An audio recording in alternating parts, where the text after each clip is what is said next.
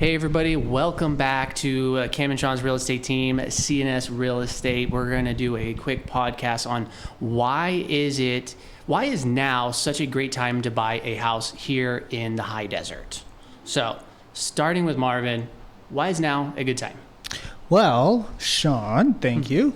It is a really good time to start shopping for homes because you have a ton of options on the market. Before, you didn't really have much going on, and now you have 40 houses to pick. So you can really take your time and really get to know each property that you're going to fall in love with. That's a big one. I remember just a couple years back, you literally had two options to buy in your price point. Right? Exactly. And there was 50 people shopping for those two. Yeah. And your chances of getting something that you actually like went way down. And buyers want all their boxes checked. So it's kind of nice right now. They have a lot of options. So it's a little bit higher chance for them to get as many of those boxes checked than previous times. Yeah, for sure. For sure. How about you, Babs? Same. There's more inventory. There's more options. You're not fighting another buyer on one piece of property.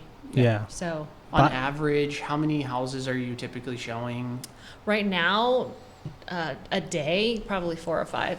Yeah. Just to one buyer. Mm-hmm. And they are narrowing each down. Like, they're like, oh, I like this one, but this one's not checking all my boxes. Oh, this one's checking more like we're going down, and then, oh, this one checks all my boxes that I didn't even know I had until I saw the other one. Yeah. So it's more. Yeah, options. when previously buyers were having to make sacrifices. Giving up. Yeah, having to something. tell them, like, Yeah. okay, this one's in your price range, and this is the only one that's here. Yeah. You got to make a move on it before someone else does when the inventory's low. Yeah, and it was only marking 2 or 3 of the boxes, not all of them. Mm-hmm. And a little bonus tip for buyers, try to really narrow it down on the houses that you want to see to that 4 or 5, because honestly, you'll start to forget houses For sure. about details about it, and they just blend in together. Yeah, after 5 houses in one day showing, they're like, okay, which one was that one? What was the price of this one? Yeah. And then my favorite is when they send you the house that we've already seen. Yeah. Yeah. Yeah. Like, we already went and saw that. Did I send you this house yet? I'm like, Yeah. yeah, we saw that one. Oh, it looks different in the pictures. Yeah, exactly. So keep it a 4 to 5. Start narrowing it down since there is more options. Narrow it down. Eliminate them off of your list. If the house is too close to a busy road and you know you don't like it, move on to the next one because there's some cool stuff out there. Yeah. Yeah. So also, now that there's more inventory, I think there's more opportunity for buyers to negotiate. What Absolutely. are your thoughts on that, Ryan? Well, a lot of listing agents right now, because there's so many houses for sale, they're having to compete with buyers going to this house or going to another one. Like we said, we see like 5 houses in one day. So I'll get listing agents saying like, what's your feedback? With there being so much competition, the buyers have a little bit of leverage on like which house they want to choose. Yeah,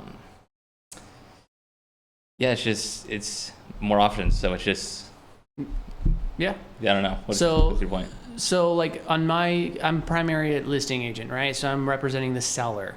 So when I'm that person who's reaching out to you, hey, how is the feedback? And an agent tells me, hey, it's between you and another house.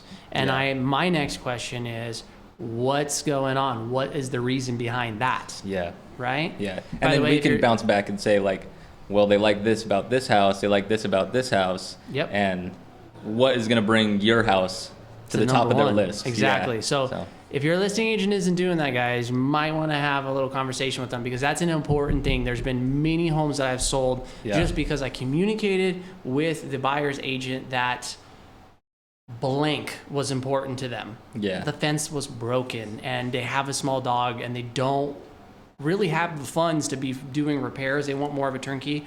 We'll fix the fence, right?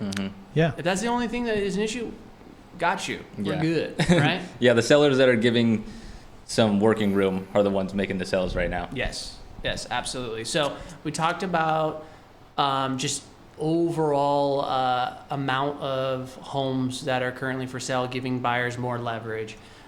We talked about how that directly correlates with their offers. They can negotiate heavier, right? Babs, are you seeing closing costs getting paid a lot? I am.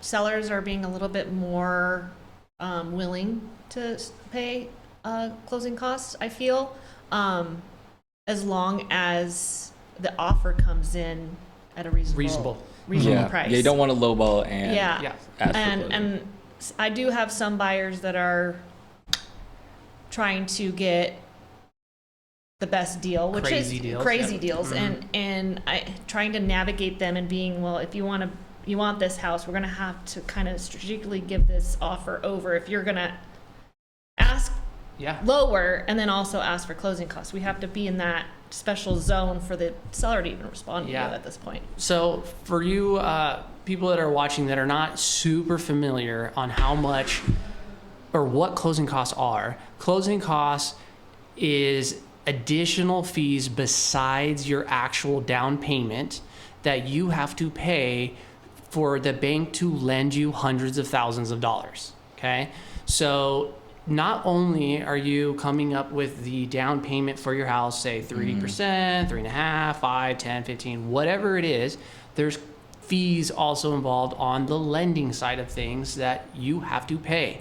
Now, what we're talking about is that right now you can get sellers typically, if your offer is reasonable, you can get them to pay for those or a portion of them, or sometimes you don't want that. You would rather negotiate heavier on the price. There's just more movement you can do, right? And so the one thing I wanted to stress to buyers who are asking closing costs to be paid, it is so easy for you to be like, yeah, we're going to ask the seller to pay all that. But you got to remember that it's coming out of somebody's wallet, right? Yep. And we're talking usually $10,000 to $12,000 minimum. Yep.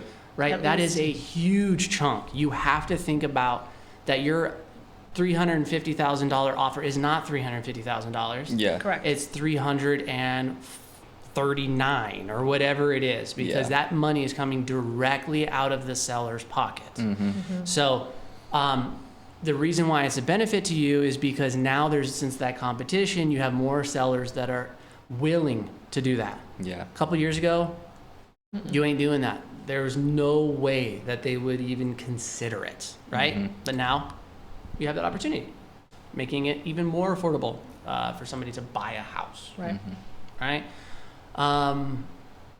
Babs, anything else that opportunity-wise? No, I think that's one of the things too that buyers don't realize what all entails of buying a house, the fees, everything, every step. So walking through that with your buyers is very important, because they'll come to you and be like, well, what is this? Yep.